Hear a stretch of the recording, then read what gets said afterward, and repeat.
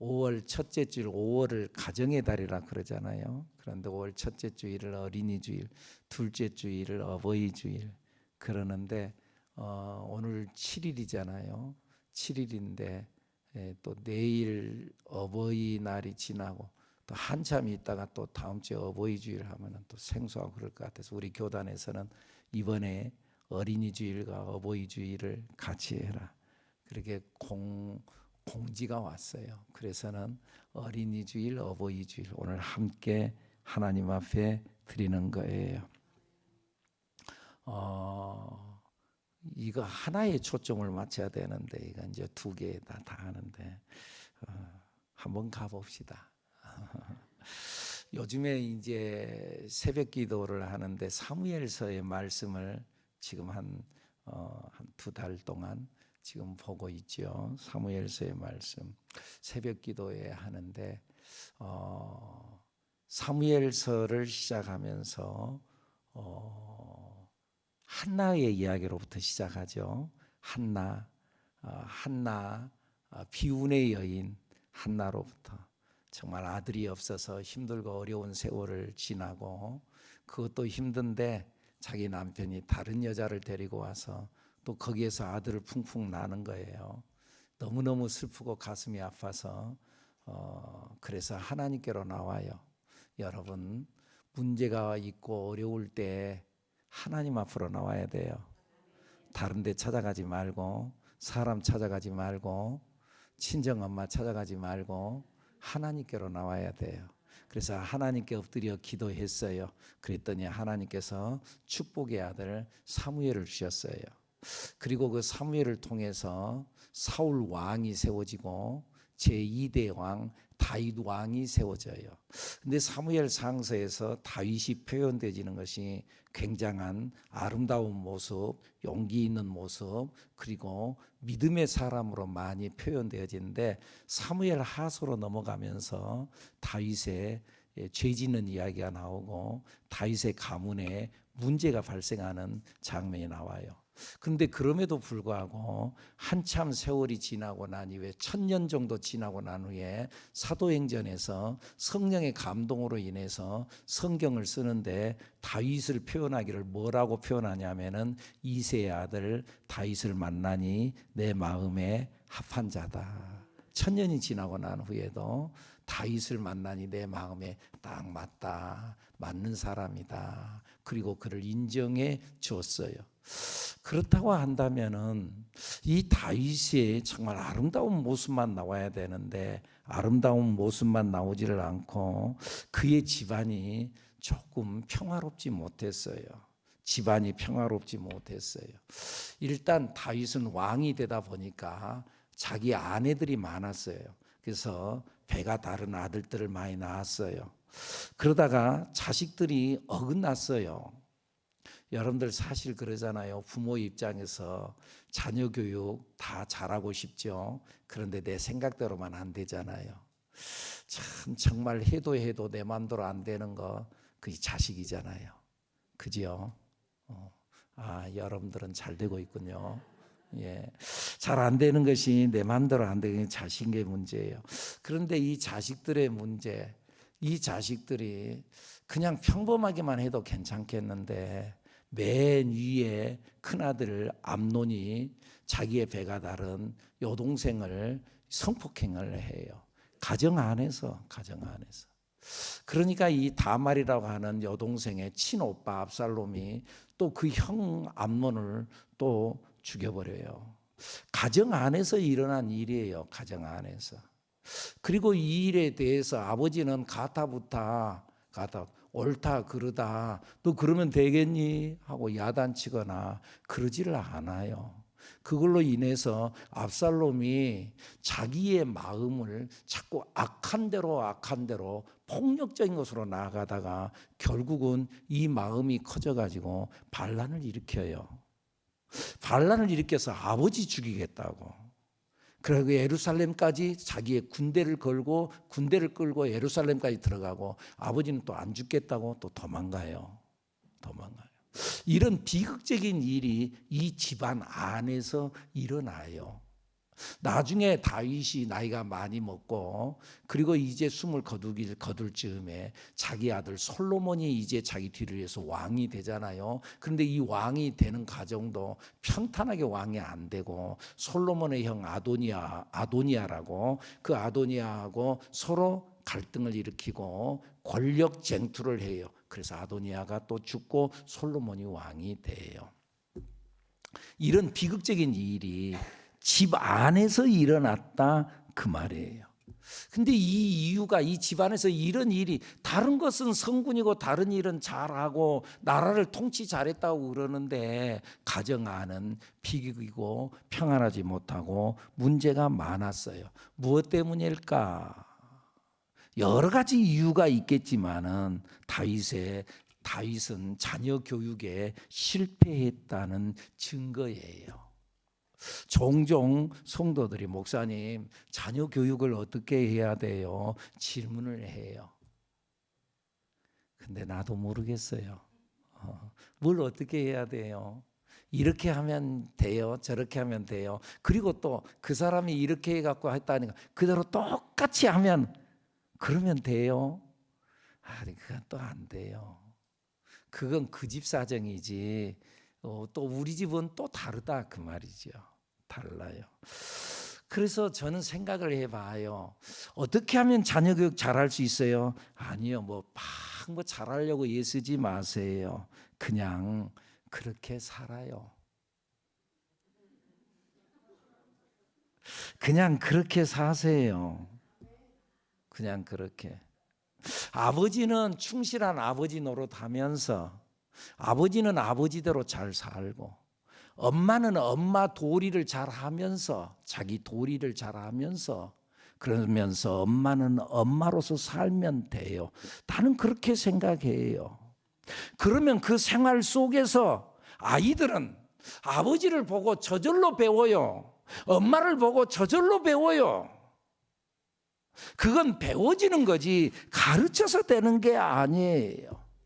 자꾸 헛눈 빨지 말고 이상한 데 눈길 돌리지 말고 엄마가 아빠가 자꾸 이상한 데 눈을 돌리지 말고 보여주세요. 보여주는 그런 의미에서요. 자녀 교육은요. 다 같이 한번 해볼까요? 자녀 교육은 말이 아니라 보여주는 것입니다. 자녀 교육은 말이 아니라 뭐라고요? 보여주는 거예요. 아이들은 듣고 자라는 것이 아니라 보고 자랍니다. 여러분들 우리 다들 어른이 됐잖아요. 여러분 어르신 여러분들 자기가 살아온 삶을 한번 생각해 보세요. 내가 좀 젊었을 때 나는 엄마같이 안 살 거야 그러면서 소리치고 여러분들도 반항하고 그랬던 적 있지요? 솔직해요. 예. 그래요. 그럴 때 있어요. 근데 세월이 지나가고 나도 내 자식을 낳고 나도 이렇게 해서 나도 성이 돼서 내가 이렇게 살고 보니까 어때요? 나는 엄마같이 안 살 거야. 그랬는데 엄마같이 살아요? 안 살아요? 자기도 엄마같이 살아요. 목소리까지 지 엄마 딱 닮았어요.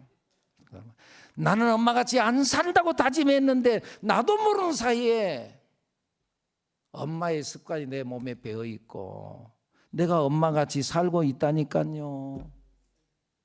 엄마가 분명히 욕을 많이 한 엄마였다. 욕을 많이 한 엄마였다.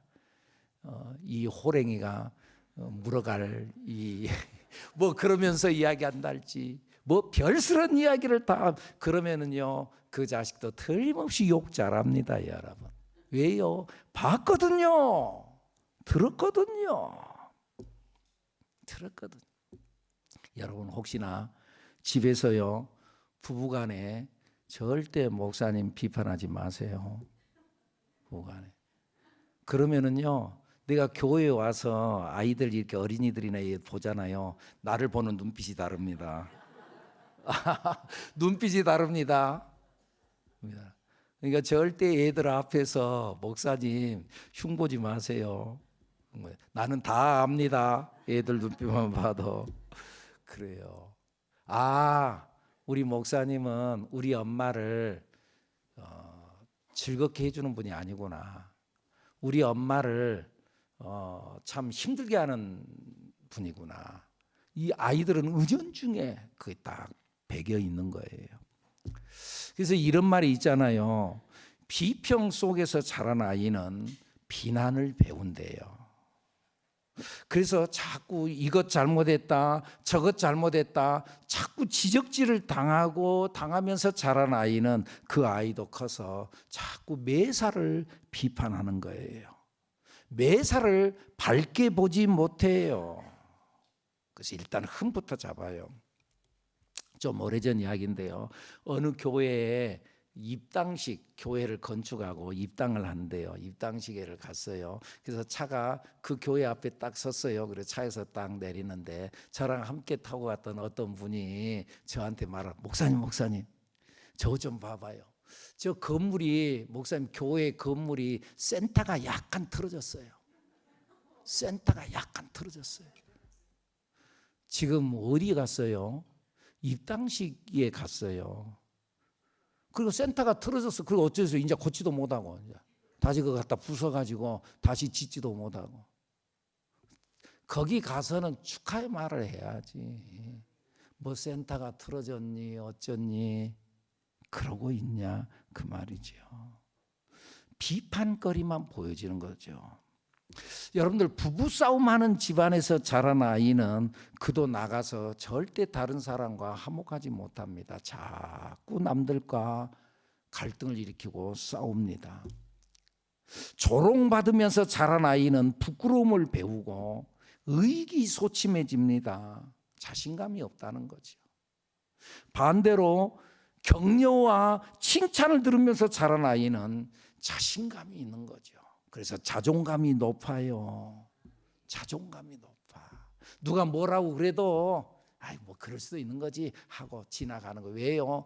자존감이 높거든. 당신 뭐라 해도 나 상처받지 않아. 자존감이 높거든. 자존감이 낮은 사람은요, 조그만 뭐 말하면 나 무시했다 그러고 말이죠. 나를 무시해 왜 말을 그렇게 하냐고 그러고. 자존감이 낮은 사람은 스스로가 자꾸 자기 자신을 자꾸 시험 들게 하고 스스로가 넘어지고 삐지고 그런다는 거죠. 여러분 삐지지 마세요. 아멘입니까? 빠삐용시나 그랬잖아요. 빠삐용시나 뭐라 그랬어요? 빠지지 말고 삐지지 말고 용납하고. 삐지지 마세요 여러분. 아무쪼록 그러는 여러분들이 되기를 축복합니다. 하나님을 찬양하는 것을 보고 자란 아이는 감사를 배우고 자꾸 감사한 거예요. 아빠 고마워요. 감사해요. 엄마 감사해요. 그런 의미에서 우리의 많은 부분이 부모로부터 와요. 부모로부터 흘러와요. 그래서요, 내가 갖고 있는 모든 것들, 많은 것들은 유전적이고 유산적인 것이 많아요. 여러분들 유산을 받았나요? 일단 유산이 뭐예요? 여러분들 우리의 생명이 벌써 유산이에요. 내 속에 생명이 있잖아. 내가 살아있잖아요. 살아있는 것, 이 생명이 벌써 유산이에요. 우리가 별소리를 다 하고 아무리 잘났어도 생명은 부모로부터 왔어요. 내가 정말 뛰어나요. 내가 잘났어요. 그런다고 해서 내가 잘났으니까 내가 태어났어. 내가 했지. 여러분들 아니에요. 우리 부모 무식해요. 공부도 못했어요. 하여간 성격도 이상해요. 그런데 아무리 그래도요, 그 엄마 밑에서 내가 태어났어요.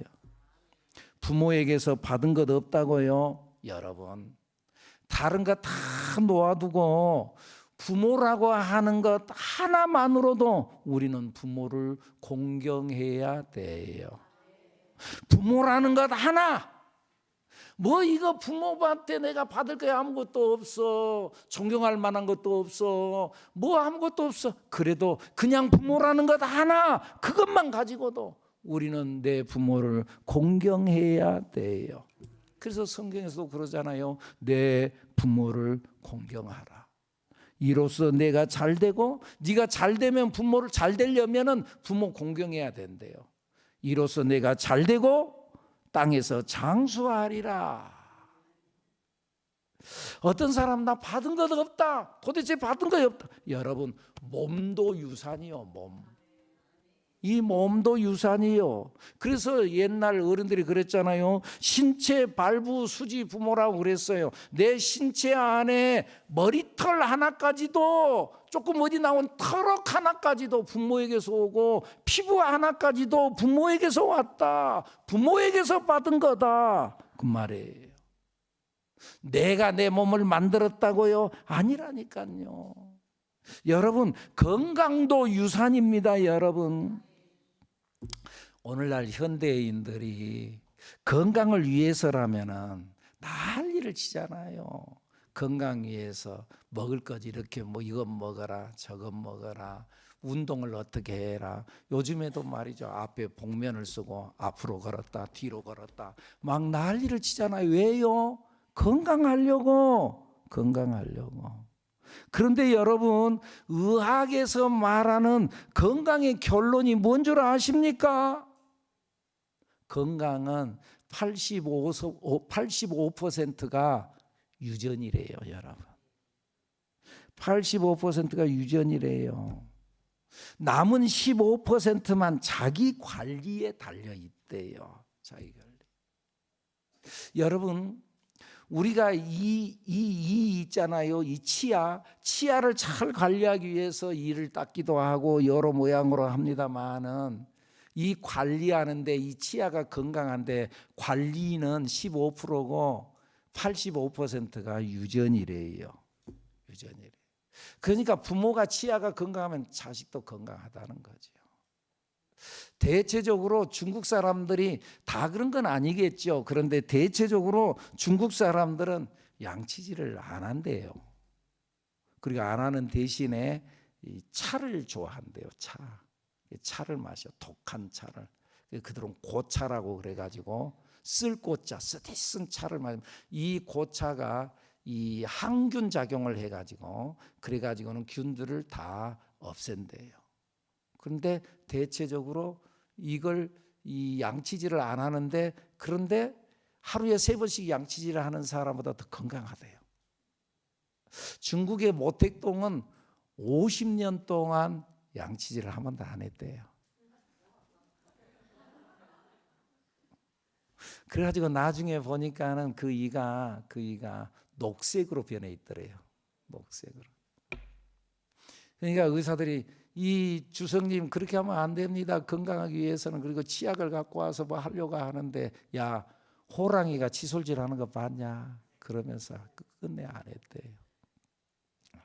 그런데 그 이가 건강했대요. 중요한 거, 내가 지금 말하려고 하는 건 유전이라는 거예요. 그래서요, 병원 가서 문진을 하면은 꼭 묻는 것이 있어요. 내가 몸이 아파요. 그래서 병원에 가잖아요. 당뇨 때문에 검사로 갔어요. 그러면 꼭 묻는 게 뭘 물어봐요? 부모 중에 당뇨병을 앓은 사람이 있습니까? 내 몸이 건강하지 못해서 암 치료를 받는다고 갔어요. 그럼 틀림없이 부모 중에 암으로 인해서 고통받는 사람이 있습니까? 가족력을 꼭 물어본다는 거예요. 부모가 건강한 사람은 자식도 건강한다는 거예요. 여러분, 아버지 어머니가 80세를 넘기고 90세를 넘기고 사셨다면 좀 걱정하지 마세요. 그냥 내려놓으세요. 뭐 그렇게 막 뭐 건강하려고 막 애쓰고 그러지 마세요. 그런데요, 부모가 좀 젊었을 때 암으로 돌아가셨다 그러면 해마다 검사하세요. 해마다 검사. 부모에게서 온다. 여러분들, 지식도 IQ도 부모에게서 와요. 재능도 부모에게서 와요. 예체능, 나에게 어떤 예술적인 어떤 감각이 있다, 자기가 능력이 있는 게 아니에요. 내가 좀 운동신경이 있어 운동을 잘한다, 내가 잘하는 게 아니에요. 부모에게서 받는 거예요. 재능 부모로부터 왔다. 무엇보다 중요한 것은 여러분, 부모의 가치관과 인간성도 물려받은대요. 여러분, 그러니까 우리 잘 살아야 돼요. 부모의 가치관과 인간성도 물려받는다.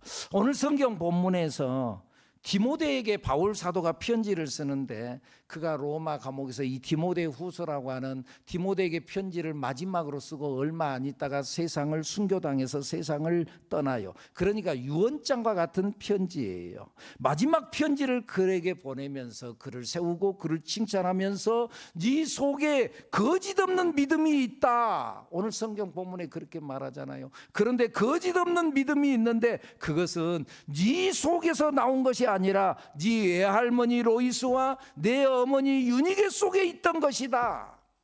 네가 의식하든 의식하지 않든 간에 3대째 내려온 신앙의 유산이다. 신앙의 유산이다. 여러분, 참 유산은 돈이 아니에요. 간혹 자식에게 재산을 물려주려고 그렇게 난리를 피는 그런 부모들이 있는데 여러분, 그러는 거 아니에요. 우리 말에도 그런 말 있잖아요. 돈을 자식에게 물려주면은 자식 잃고 돈 잃고 자기의 삶도 잃는다고 그러잖아요. 그리고 오히려 부모에게 물려받은 것이 아무것도 없는 자식이 더 효도하는 경우가 많습니다, 여러분. 오히려 더 효도해요. 가만히 주변을 살펴봐 보세요.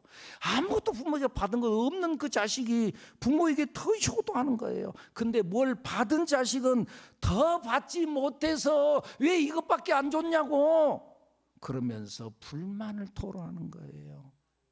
여러분, 참 유산은 재산이 아니요. 참 유산은 다 같이 참 유산은 정신입니다. 참 유산이 뭐라고요? 정신이야, 정신. 부모의 가치관과 인생관과 세계관을 내 정신을 자식에게 물려줘야 돼요. 그 무엇보다도 신앙을 물려줘야 돼요. 여러분, 미국이라고 하는 나라가 있잖아요. 참 비판거리도 많고 참 내 마음에 안 드는 부분도 있고 참 내 자존심도 상하게 만들고 참 그러잖아요. 그런데 그럼에도 불구하고 그 미국이라는 나라, 세계의 초강대국임을 부인할 수 없잖아요. 우리나라가 힘이 없으니까 그러니까 가서 어쩔 수 없이 고개를 조아릴 수밖에 없어. 참 그것이 참 안타깝고 참 그래요. 그런데 여러분, 그들이 세계를 지배했어요. 그들의 돈이 세계를 지배했어요. 그래가지고 미국 경제가 출렁이면은 세계 경제가 출렁거려. 미국 은행이 이자율을 높인다고 우리나라 당연히 올라가. 낮아지면 낮아가. 세계 경제가 출렁거려. 인정하고 싶지 않지만은 현실이 그래. 현실이 그래. 근데 왜 그들이 나름대로 세계를 제패하는 초강대국이 되었나? 뭐 여러 가지 연유가 있겠지만은 여러분들 가만히 봐보세요. 그들이 역사가 길어서요? 전통이 있어서요? 아니잖아요. 한 400년밖에 안 되잖아요. 그 역사가, 미국이라는 역사가. 우리나라는 5,000년의 역사야. 반만 년의 역사를 가지고 있는데 반만 년의 역사를 가진 우리나라가 그 나라에 쩔쩔매잖아요. 뭐 때문인가? 그들의 신앙 때문이다. 하나님을 믿는 신앙. 그래서 그들은 돈에다도 달러 속에다가도 In God we trust라고 하는, 우리는 하나님을 믿습니다. 그 신앙 고백을 집어넣어놨잖아요. In God we trust. 우리는 하나님을 믿습니다. 딱 박아놨어요. 물론 그들이 하나님을 믿으면서도 믿는 사람답지 않게 사는 여러 부분들이 많아요. 오늘 우리 시대도 그러죠. 예수 믿는 사람이 다 괜찮기만 해요? 예수 믿는 사람들이 실수 안 해요? 어떨 때 보면은 요즘에 우리 주변에 혹은 매스컴상에도 방송사에도 나오는 거 보면 예수 믿는 사람이 이상한 짓 하고 이상한 말 하고 아이 참 창피해. 그러나 그럼에도 불구하고 행동이 그렇고 어떻든 간에 그럼에도 불구하고 하나님을 믿는 믿음, 이 미국 사람들은 그들의 돈에다 딱 박아놨어요. 상상해 보세요. 그 조상들의 믿음이 어떠했겠는가. 돈에다가 In God we trust. 우리는 하나님을 믿습니다. 하나님이 우리를 보호해 주십니다라고 딱 적어놓은 그들의 정신이 어떤 정신이었겠는가. 여러분, 우리나라에도 그래요. 우리나라도 한번 그렇게 한번 해봅시다. 그래서 돈에다가 그렇게 우리는 하나님을 믿습니다 적어놓읍시다. 만약에 이렇게 한다면 우리나라 안 됩니다. 이게 안 되죠. 절대 통과 못하죠.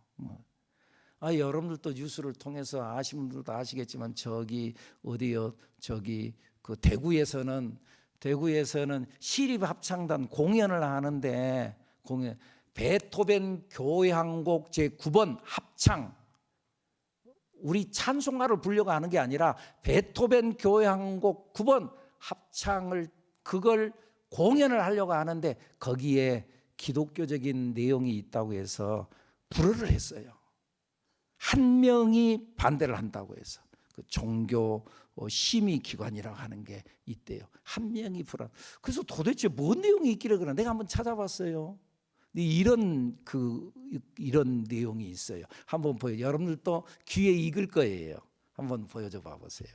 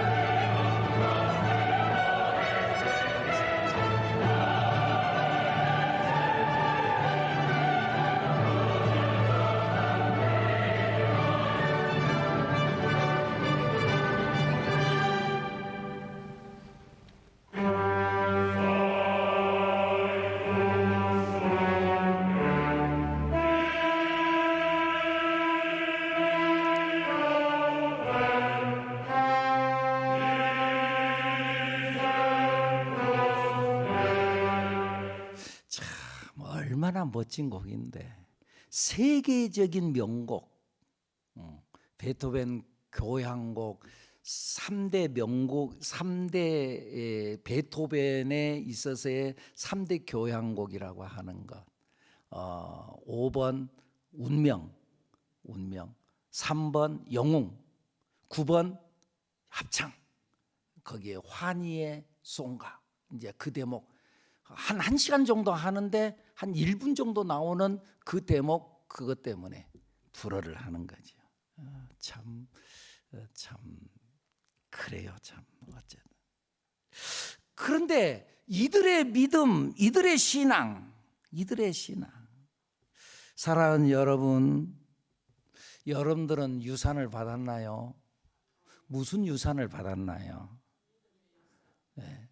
좀 돈 좀 받았어요? 땅 좀 받았어요? 뭘 받았어요? 여러분들 뭘 물려주겠어요?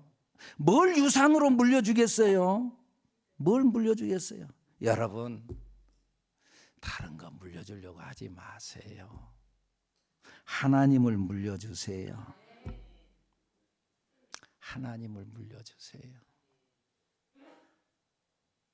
자기 옆 사람 쳐다보면서 우리 하나님을 물려줍시다. 디모데는 하나님을 물려받았어요. 그래서 거짓 없는 믿음이 네 속에 있다. 거짓 없는 믿음이 뭘까? 내가 두 가지를 생각하는데, 첫째는 외식하는 믿음이 아니라는 거예요. 누구에게 보이려는 믿음이 아니라는 거예요. 그의 중심이 하나님을 향해 있어요. 남들이 보든 말든 하나님을 향해 있어요. 여러분, 사람들이 신앙생활 한다고 교회 다니면서 왜 자꾸 섭섭해해요? 왜 섭섭한 줄 아세요?